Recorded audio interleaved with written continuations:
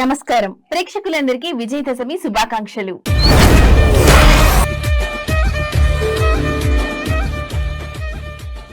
దసరా నవరాత్రులు చెడుపై మంచి సాధించిన విజయాన్ని సూచించే పండగ. ఈ 9 రోజులు దుర్గాదేవి 9 రూపాలైన నవదుర్గలను పూజిస్తారు. చివరి రోజున రావణుడిపై రాముడి విజయాన్ని, మహిషాసురుడిపై దుర్గాదేవి విజయాన్ని గుర్తు చేసుకుని దసరా పండుగను జరుపుకుంటారు. దసరా నవరాత్రి ఉత్సవాలు కొనసాగుతున్నాయి. అశ్వయుజ మాసం పాడ్యమి నుంచి 9 రోజుల పాటు దుర్గాదేవిని 9 రూపాల్లో పూజిస్తారు. 9 రూపాల్లో అమ్మవారిని ఎలా పూజించాలి? శారదీయ నవరాత్రి ఉత్సవాల్లో అమ్మవారి ప్రత్యేకత ఏంటి? దుర్గాదేవి 9 దివ్య రూపాల గురించి ఈ స్టోరీలో తెలుసుకుందాం. ఆశ్వీజ మాసంలో జరిగే శారదా నవరాత్రి ఉత్సవాల్లో దుర్గాదేవిని పూజిస్తారు. అమ్మవారిని 9 రూపాల్లో ఆవాహన చేసి పూజిస్తారు. ఇలా పూజించడం వల్ల ధైర్యం, శక్తి లభిస్తాయని పండితులు చెప్తున్నారు. చెడు ఆలోచనలు తొలగి మంచి ఆలోచనలు వృద్ధి చెంది జీవితంలో విజయాన్ని సాధిస్తారని పండితులు చెప్తున్నారు.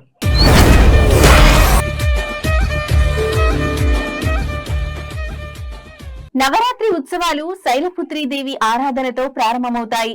అమ్మవారు హిమవంతుడు పర్వతరాజు కుమార్తె కనుక ఆమెను శైలపుత్రి అని పిలుస్తారు. తల్లి శైలపుత్రి అమ్మవారిని పూజించడం వలన భక్తులకు ఆత్మవిశ్వాసం, శాంతి, శక్తి లభిస్తాయి. ఈ అవతారంలో ఉన్న అమ్మవారు తెలుపు రంగు శాంతి, పవిత్రత, కొత్త ఆరంభం ప్రతీకగా నిలుస్తుంది. తెలుపు రంగు వస్త్రాలు ధరించడం వలన మనసుకు ప్రశాంతత కలుగుతుంది. శైలపుత్రీదేవి పూజ ద్వారా మన జీవితానికి కొత్త ఆరంభం, ధైర్యం, స్థిరత్వం లభిస్తాయి. ప్రతి మహిళలోనూ శైలపుత్రీదేవిలా ధైర్యం, సహనం, శక్తి నింపుకోవాలి. అమ్మవారి ఆరాధనతో మనలోని శ్రీశక్తి వెలుగులు మరింత బలపడాలి. బ్రహ్మచారిణీ దేవి. ఈ అవతారంలో దుర్గాదేవి అమ్మవారు బ్రహ్మచార్యాశ్రమంలో తోటి విద్యార్థులతో ఉండే అమ్మవారి అవతారం ఇది. క్రమశిక్షణ, ధ్యానానికి ప్రతిరూపంగా అమ్మవారిని కొలుస్తారు. తెల్లని చీర ధరించి కుడి చేతిలో జపమాల, కమండలం, ఎడమ చేతిలో కలశం ధరించి ఉంటుంది బ్రహ్మచారిణీ దేవి. బ్రహ్మ అంటే అన్నీ తెలిసింది అని అర్థం. బ్రహ్మ జ్ఞానం, బ్రహ్మ స్వరూపం. ఇలా బ్రహ్మ అంటే అన్నీ అనే అర్థాన్ని నింపుకుని అన్నీ తనలోనే నింపుకున్నదని కూడా అర్థం. చారిణి అంటే కదలడం, ఒక పనిలో నిమగ్నమవ్వడం. బ్రహ్మచారిణి అంటే బ్రహ్మచర్యంలో ఉన్నది అని అర్థం. వచనంలో అర్థమయ్యేలా చెప్పాలి అంటే పెళ్లి కాని యువతి అని అర్థం. బ్రహ్మచారిణీ దేవి బుద్ధిని, శక్తిని ప్రసాదిస్తుంది. సంతోషాన్ని, ప్రశాంతతను, సంపదను చేకూరుస్తుంది. చంద్రఘంటాదేవి. కొత్త బంధాలు, భక్తికి చిహ్నంగా ఈ అవతారం గల అమ్మవారిని పూజిస్తారు. అమ్మవారి నుదుటిపై అర్ధచంద్రుని ఆకారాన్ని ధరించడం ప్రారంభించినప్పుడు అమ్మవారిని చంద్రఘంట అని పిలుస్తారు. తాను ధైర్య సాహసాలకు ప్రాతినిధ్యం వహించే సింహాన్ని అధిరోహించింది. ఈ మాతకు 10 చేతులు ఉంటాయి. ఒక చేతిలో కమలం పువ్వు, మరో చేతిలో కమండలం, ఖడ్గం, త్రిశూలం, విల్లు, గద, బాణం, జపమాల ఉంటాయి.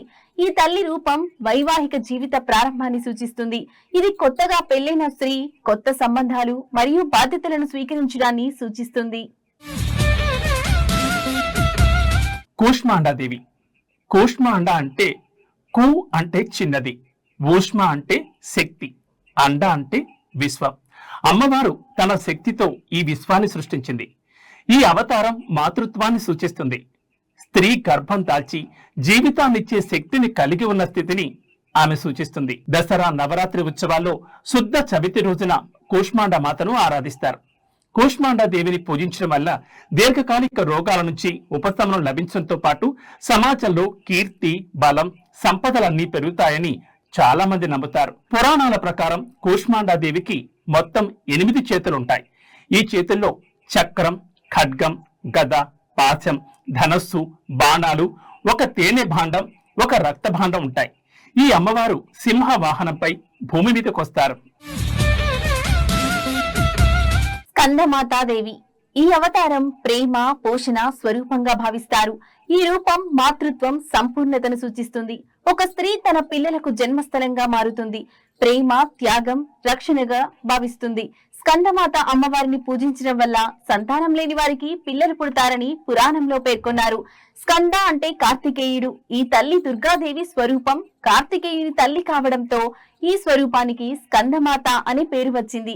కాశీఖండం, దేవి పురాణం, స్కంద పురాణాలలో ఈ దేవి గురించి ప్రస్తావించబడింది.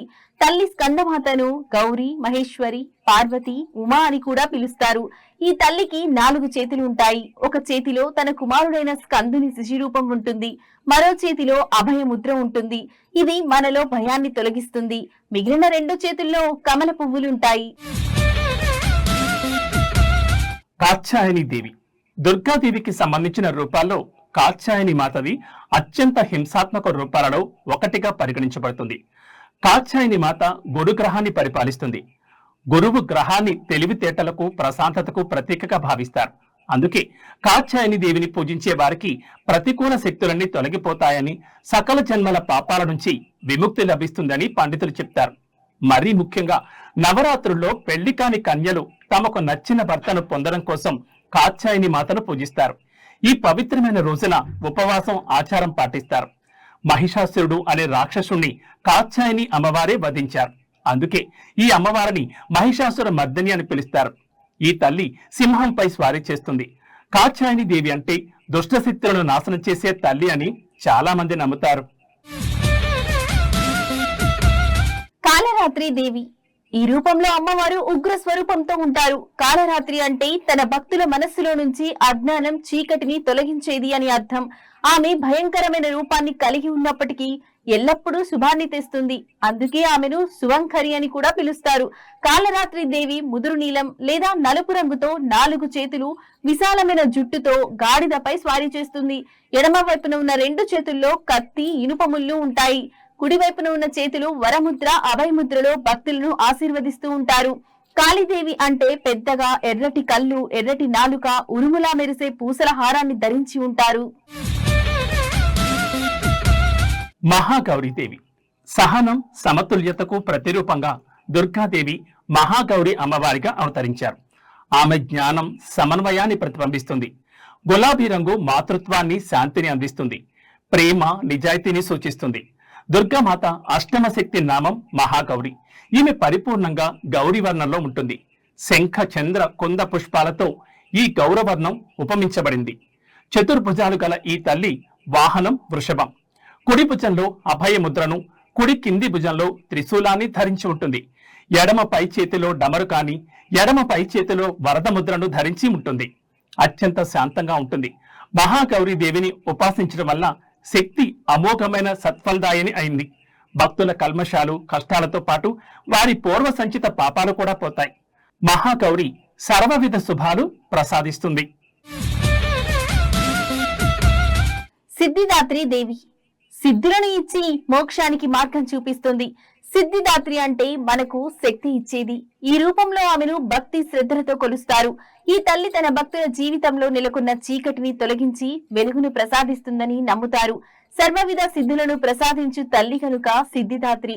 పరమేశ్వరుడు సర్వ సిద్ధులను ఈ దేవి కృప వలనే పొందాడని దేవి పురాణంలో పండితులు చెప్పారు.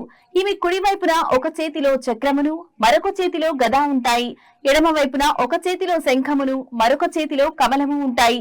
నిష్ఠ, భక్తితో సిద్ధదాత్రి దేవిని ఆరాధించిన వారికి సకల సిద్ధులు కలుగుతాయని పురాణాల ద్వారా తెలుస్తుంది. దసరా నవరాత్రుల సందర్భంగా అమ్మవారి అవతారాల గురించి తెలుసుకున్నాం కదా. ఈ విజయదశమి అందరి జీవితాల్లో విజయాన్ని తీసుకురావాలని మనస్ఫూర్తిగా కోరుకుంటూ నమస్కారం.